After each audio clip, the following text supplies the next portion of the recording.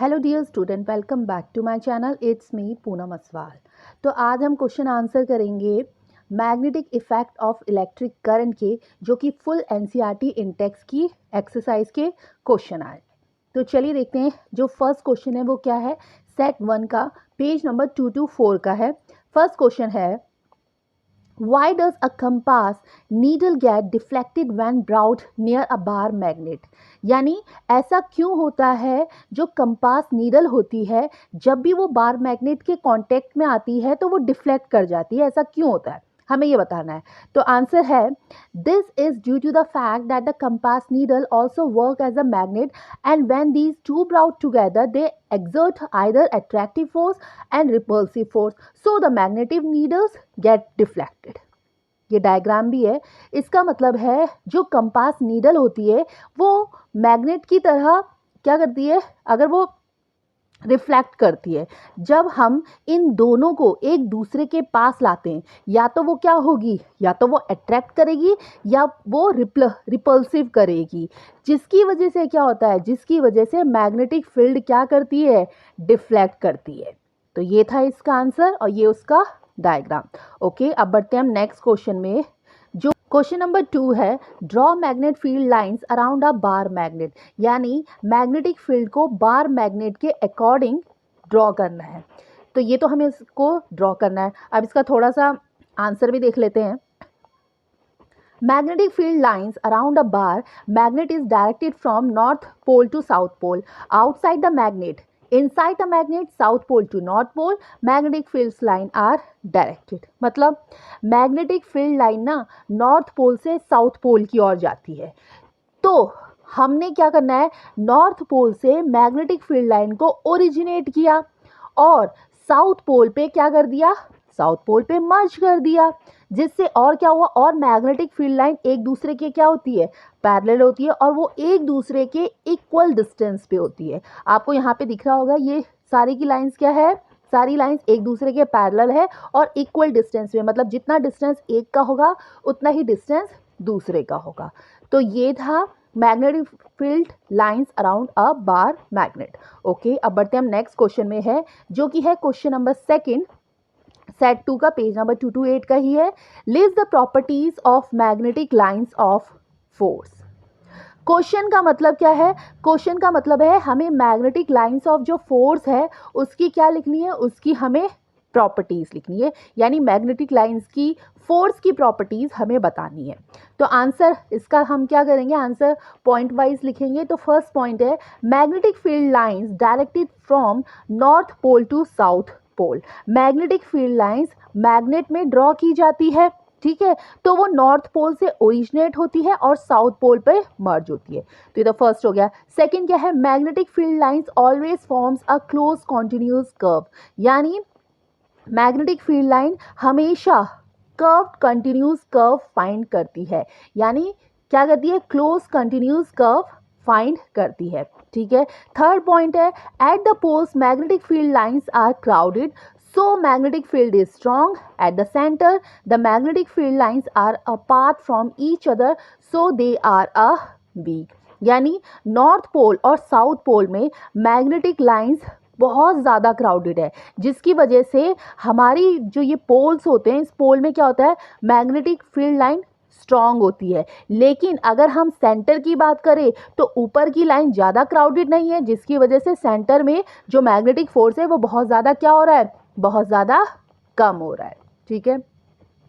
अब है इसका फोर्थ पॉइंट। फोर्थ पॉइंट है, magnetic field gives the direction of magnetic force. यानी magnetic field line magnetic force की डायरेक्शन बताती है। फिफ्थ पॉइंट क्या है, two magnetic field lines never intersect each other. जो दो मैग्नेटिक फील्ड लाइन होगी वो कभी भी एक दूसरे से इंटरसेक्ट नहीं करेगी, यानी वो एक दूसरे को नहीं काटेगी। ये हो गई प्रॉपर्टी। सिक्स प्रॉपर्टी क्या है, for the same material magnetic field lines are uniform in nature. Same material magnetic field line uniform nature की होती है। तो ये थी properties of magnetic lines of force की।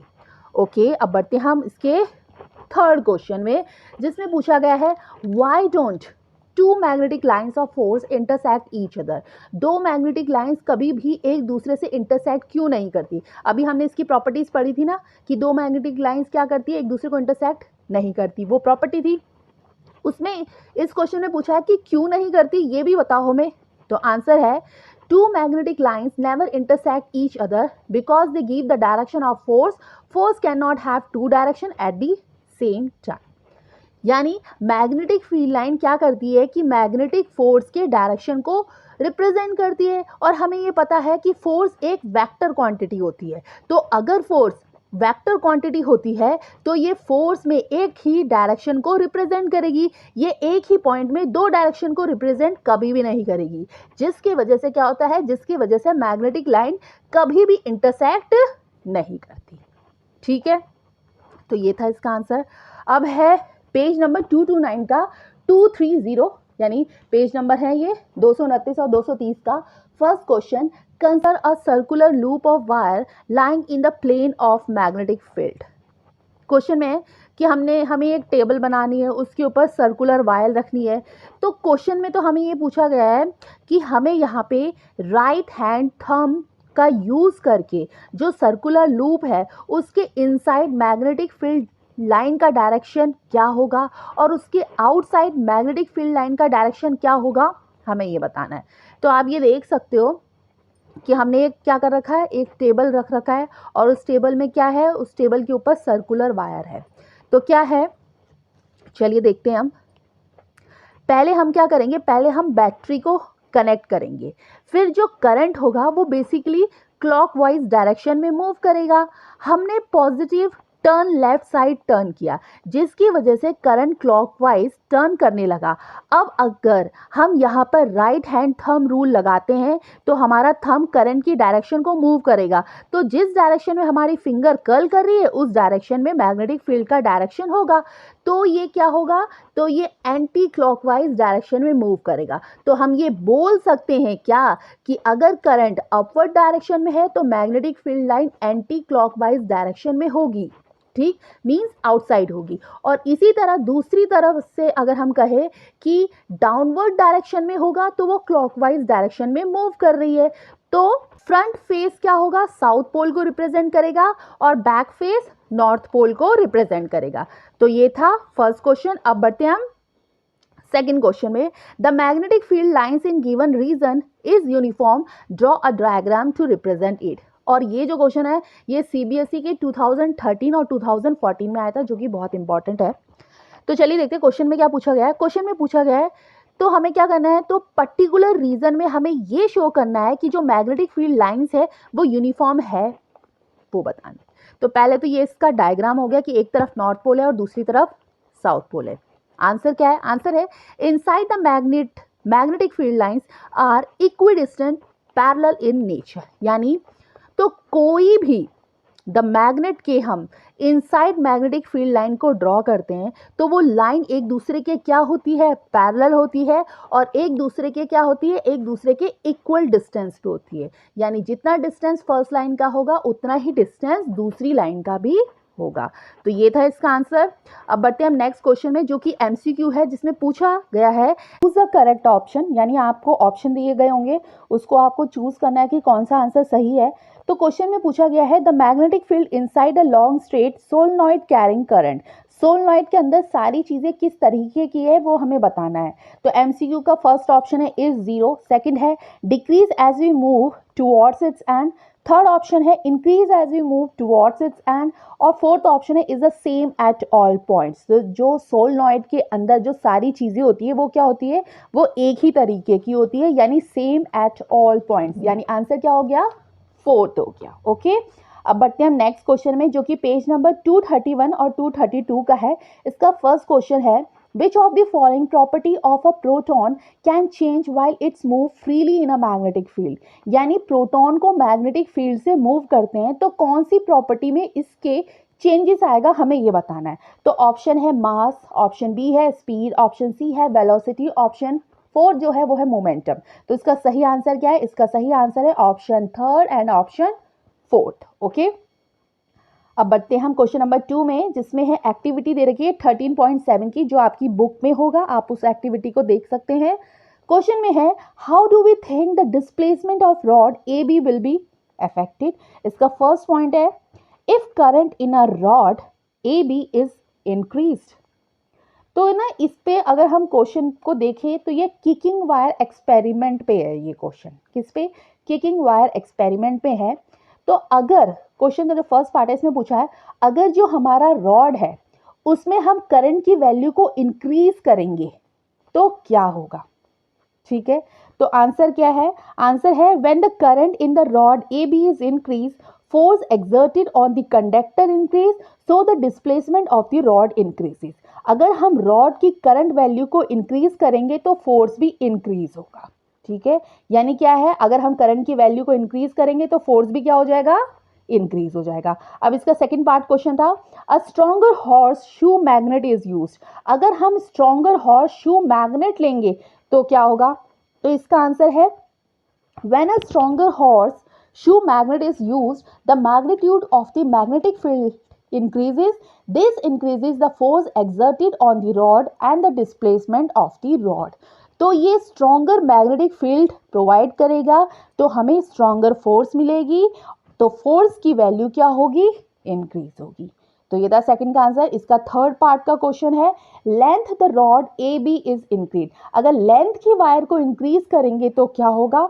आंसर है when the length of the rod AB is increased, force exerted on the conductor increase, so the displacement of the rod increases।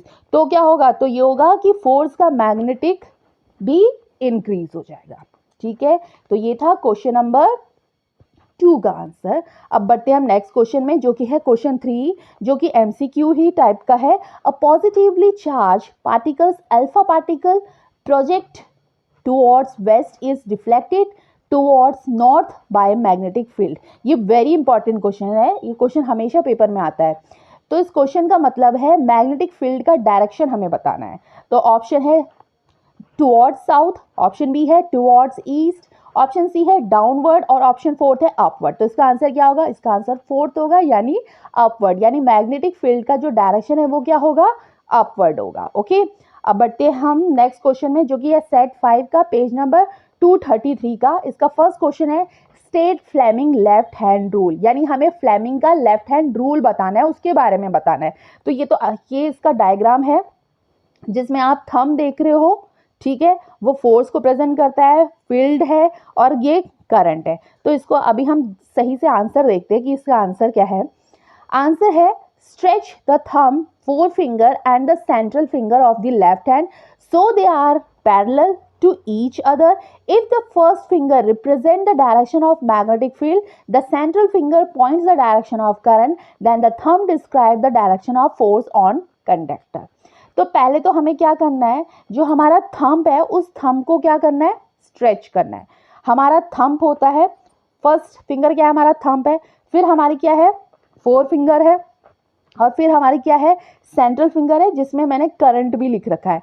ठीक है, सेंट्रल फिंगर को हमें क्या करना है? इस तरीके से स्ट्रेच करना है जैसे कि हमें डायग्राम में दिखाया गया है। ठीक है, अब ये जो लेफ्ट हैंड इसका रूल है, इसका मतलब ही समझ लेते हैं कि फोर फिंगर मैग्नेटिक फील्ड की डायरेक्शन को रिप्रेजेंट करती है। ठीक है, कौन सी फिंगर? Four finger. और सेंट्रल फिंगर करंट की डायरेक्शन को रिप्रेजेंट करती है। ठीक है, तो जो हमारा थंब है, यानी जो हमारा अंगूठा है, वो फोर्स के डायरेक्शन को रिप्रेजेंट करेगा। तो इसी को क्या कहते हैं? इसी को हम क्या कहते हैं? फ्लेमिंग का लेफ्ट हैंड रूल।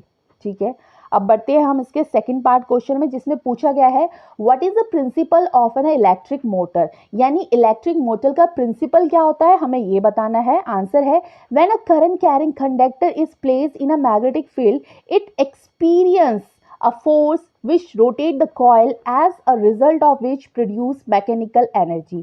जब भी हम करंट कैरिंग वायर को मैग्नेटिक फील्ड में इंट्रोड्यूस कराते हैं तो वहां पर फोर्स एक्सपीरियंस होता है, जिसकी वजह से कॉइल रोटेट होती है और जिसकी वजह से मैकेनिकल एनर्जी क्या होती है? प्रोड्यूस होती है। तो ये था इलेक्ट्रिक मोटर का प्रिंसिपल। अब इसका थर्ड पार्ट क्या है? What is the role of the split rings in an electric motor? Split ring का रोल क्या होता है इलेक्ट्रिक मोटर में, हमें ये बताना है। The main role of the split ring in an electric motor is to change the direction of the current when the coil rotate in an electric motor।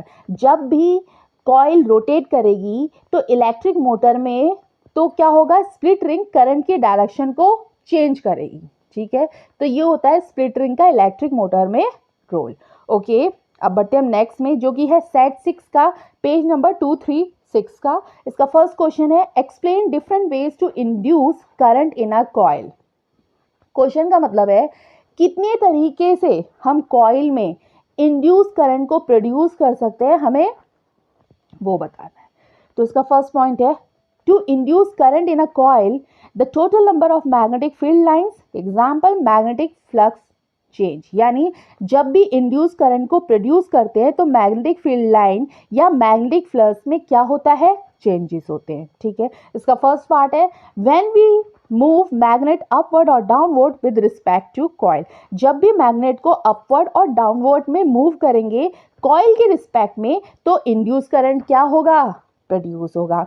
B point है, when we move coil upward and downward with the respect to magnet. यानी जब भी हम coil को upward और downward में move करेंगे तो क्या होगा, तो उसके रिस्पेक्ट में इंड्यूस करंट प्रोड्यूस होगा।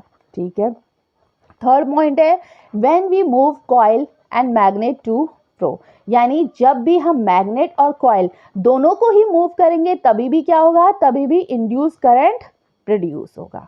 ठीक है, अब है सेट 7 का पेज नंबर 237 का first question, state the principle of electric generator. यानी इलेक्ट्रिक जनरेट का प्रिंसिपल क्या होता है, हमें ये बताना है। Principle of an electric generator is based on the phenomenon of electromagnetic induction. whenever there is a change in the total magnetic field lines induced current is produced।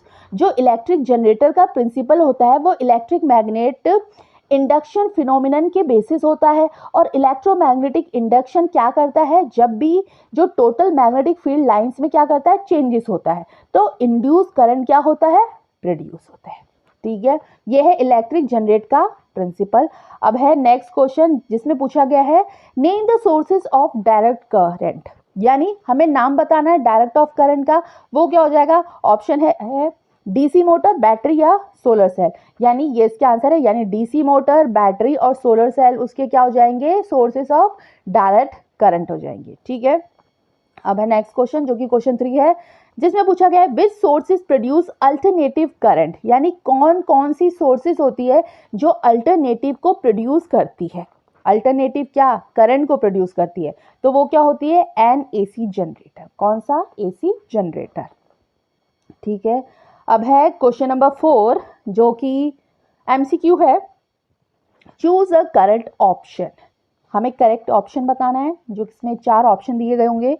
Question है, a rectangular coil of copper wire is rotated in magnetic field, the direction of induce current changes 1 in each. यानी एक rectangular copper wire दे रखी है, हम उसे rotate कर रहे हैं मैग्नेटिक फील्ड के अक्रॉस, तो बेसिकली उस पर जो इंड्यूस करंट प्रोड्यूस होगा उसका डायरेक्शन कितने रिवॉल्यूशन के अराउंड चेंज होगा, हमें ये बताना है। तो ऑप्शन है 2 रिवॉल्यूशन पे, ऑप्शन बी है 1 रिवॉल्यूशन पे, ऑप्शन सी है हाफ रिवॉल्यूशन में, या ऑप्शन डी है 1/4 में। तो इसका सही आंसर क्या होगा, इसका सही आंसर होगा सी, यानी हाफ रिवॉल्यूशन में। ठीक है, अब है पेज नंबर 8 का, यानी सेट 8 का पेज नंबर 238 का first question, name 2 safety measures commonly used in electric circuit and appliances. 2 safety major के नाम बताने हैं हमें, तो आंसर क्या है, फ्यूज एंड अर्थ वायर। ठीक है, अब इसका सेकंड पार्ट, इसमें पूछा गया है, an electric oven of 2 kilowatt power rating is operated in a domestic circuit that has a current rotating of CA, what result do you expect. यानी क्या है, क्वेश्चन में है कि हमें ना एक इलेक्ट्रिक ओवन दे रखा है, उसकी पावर दे रखी है, वो कितनी दे रखी, 2 किलोवाट दे रखी, वोल्टेज दे रखी, कितनी दे रखी, 220 वोल्टेज दे रखी, और हमें करंट रेटिंग मीन्स यानी I = 5 कंपेयर हमें मिल रहा है। तो ये हमें गिवन है, तो हम लोग क्या एक्सेप्ट कर रहे हैं, हमें ये बताना है क्वेश्चन में कि what result do you expect, यानी हम क्या एक्सेप्ट कर रहे हैं, हमें ये बताना है।